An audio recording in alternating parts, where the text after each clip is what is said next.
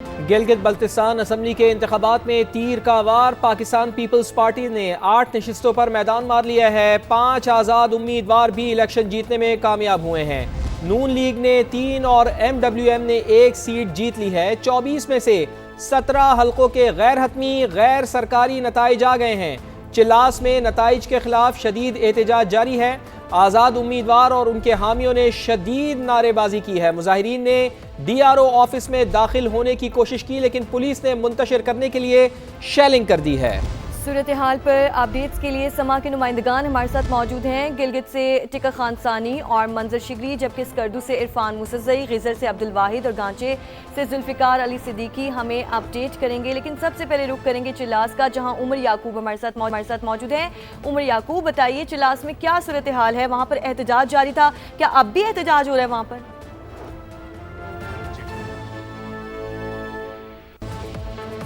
उमर, अगर आप सुन पा रहे हैं तो बताइए, क्या चिल्लास में अभी भी एहतजाज जारी है? अच्छा, बिल्कुल। गिलगित बल्तिस्तान का ये सबसे बड़ा ज़िला है दियामर, जिसका एक हल्का है चिल्लास, GBA 16 हल्का 2। यहाँ पर DRO के ऑफिस के बाहर अभी भी एहतजाज का सिलसिला जारी है। आज़ाद उम्मीदवार हैं, वो नताइज के खिलाफ एहतजाज कर रहे हैं। उनका यहाँ पर एक जो पहले छोटा सा एहतजाज था, चंद एक लोग थे, मुजाहिरीन थे और वो उम्मीदवार थे, लेकिन जब वो यहाँ पर एहतजाज उन्होंने शुरू किया तो पुलिस ने शेलिंग कर दी थी, जिसके बाद अब मुजाहिरीन की तादाद काफ़ी बढ़ चुकी है, उनके हामियों की तादाद काफ़ी बढ़ चुकी है। और चूँकि गुज़िश्ता रोज़ होने वाले इलेक्शन के अंदर यही वोटर्स बड़े गर्मजोशी के साथ इस इलेक्शन का हिस्सा बन रहे थे, टर्नआउट बहुत अच्छा नज़र आ रहा था, लेकिन अभी तक जो यहाँ पर सूरत हाल ये है कि इनका इल्ज़ाम है कि जो नताइज हैं वो ठीक नहीं आ रहे, वो और जो नताइज यहाँ पर दिए जा रहे हैं वो हकाइक के बरक्स हैं। तो इस पर यहाँ पर आज़ाद उम्मीदवार एक है सैयद इमाम मालिक, उनके हामी यहाँ पर बड़ी तादाद में एहतजाज कर रहे हैं। पहले तो एक यहाँ पर सिर्फ लोग मौजूद थे, मुजाहिरीन मौजूद थे, लेकिन अब बाकायदा तौर पर एक कैंप लगा लिया गया है, स्पीकर ले आए हैं और उसके ऊपर नारेबाजी की जा रही है और यहाँ पर बकाया इंतजाम किए जा रहे हैं, जैसे एक धरना दे दिया गया हो। इनका ये मुतालबा है कि जब तक ये सारे मामले की इंक्वायरी नहीं होती, इनकी शफाफियत को यकीनी नहीं बनाया जाता, तब तक वो अपना एहतजाज जारी रखेंगे।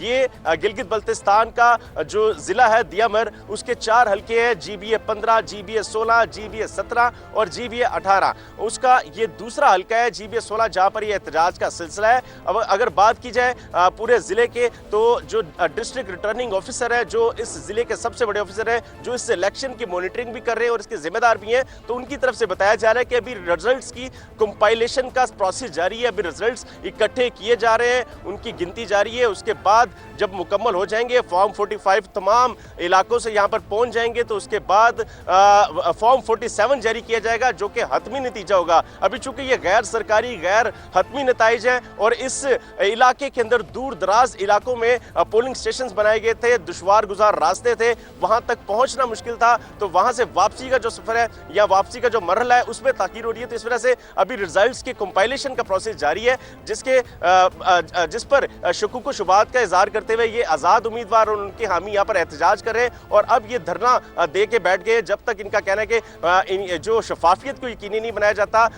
तब तक ये यहाँ पर अपना एहतजाज का सिलसिला जारी रखेंगे। अभी तक तो कोई जिम्मेदार इनसे मुज़ाकरात के लिए नहीं आया। पुलिस भी यहाँ पर मौजूद है, इसी DRO ऑफिस के बिल्कुल सामने SSP का घर है, बाकी जो सरकारी इदारे या उनके दफातर भी यहाँ पर मौजूद है। तो इनका यही कहना है कि जब तक ये इनका जो शिकवा है, जो इनका मुतालबा है, वो दूर नहीं किया जाता, तब तक ये अपना एहतजाज जारी रखेंगे, बल्कि धरना दिए रखेंगे और आहिस्ता आहिस्ता इनके हामियों की, मुजाहिरीन की तादाद बढ़ती जा रही है। दूसरी जानिब जब पुलिस ने इन पर शेलिंग की थी, तो ये भी इनका इल्ज़ाम है कि पुलिस की शेलिंग जो थी वो किसी नाजायज़ की गई थी, उसकी कोई वजह नहीं बनती थी। और अब यहाँ पर उनका ये भी मुतालबा है कि पुलिस की शेलिंग के खिलाफ जो जिम्मेदार थे उनके खिलाफ भी कार्रवाई की जाए, ताकि ये यहाँ के मुकामी लोग हैं, इन्होंने अपना हक राहदही इस्तेमाल किया था, इन्होंने अपना नुमाइंदा अपने मुंतखब करने के लिए खुद मेहनत की थी, वोट कास्ट किया था, तो अब बहुत सी उम्मीदें लगाकर ये लोग यहाँ पर इस इलेक्शन का हिस्सा बने थे और अब नताइज का भी इंतजार इसलिए कर रहे हैं कि जो नताइज आप चूंकि बता रहे हैं कि DRO ऑफिस के सामने ये लोग एहतजाज करने हैं, यहाँ पर इन्होंने धरना भी दे दिया है, तो GBA 15, 16, 17, 18 ये 4 हल्के हैं, तो आप बता रहे हैं कि जो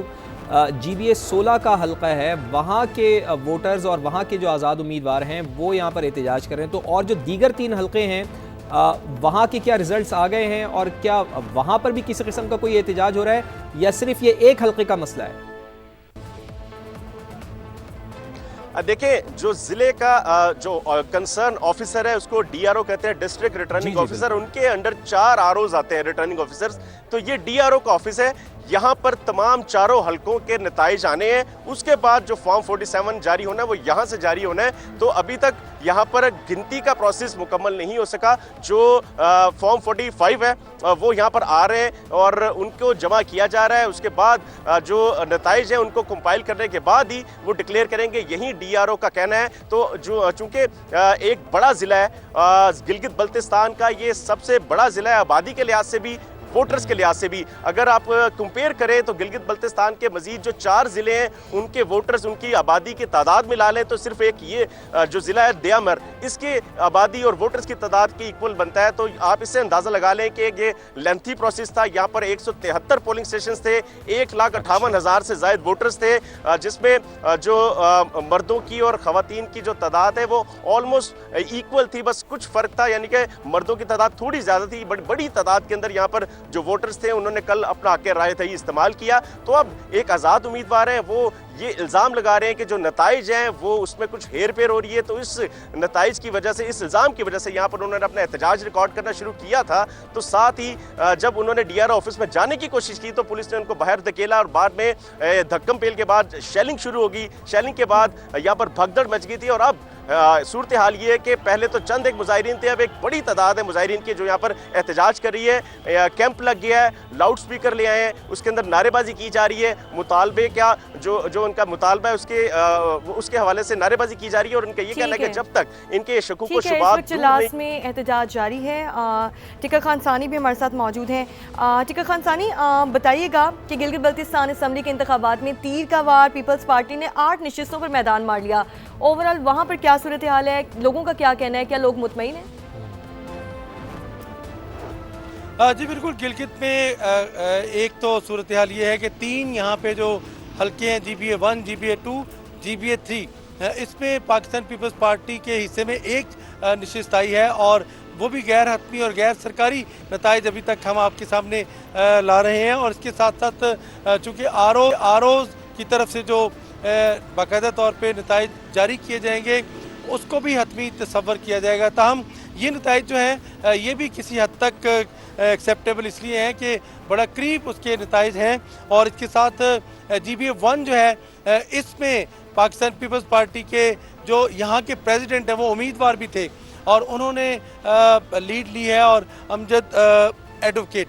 और इसके साथ साथ दूसरे नंबर पे यहाँ रहे हैं पाकिस्तान मुस्लिम लीग नून के शफीकुद्दीन और तीसरे नंबर पे सुल्तान रईस। इसी तरह GBA 2 जो हल्का है जिसमें इस वक्त मैं मौजूद हूँ, यहाँ पे मुस्लिम लीग नून के हफीज़ुर रहमान जो वज़ीर आला भी रहे हैं, उनके हिस्से ये नशिस्त आई है और उनकी कामयाबी के हवाले से जो है वो पेशरफ्त हुई है। और ख़ास तौर पे इस हल्के में जमील अहमद जो पाकिस्तान पीपल्स पार्टी के थे वो दूसरे नंबर पे आए हैं और सख्त मुकाबला था दोनों उम्मीदवारों में। और इसके साथ साथ फतेहुल्लाह जो इस्तेकाम पाकिस्तान पार्टी के हैं वो भी इस हल्के में उम्मीदवार थे, उनकी तीसरी पोजीशन रही है।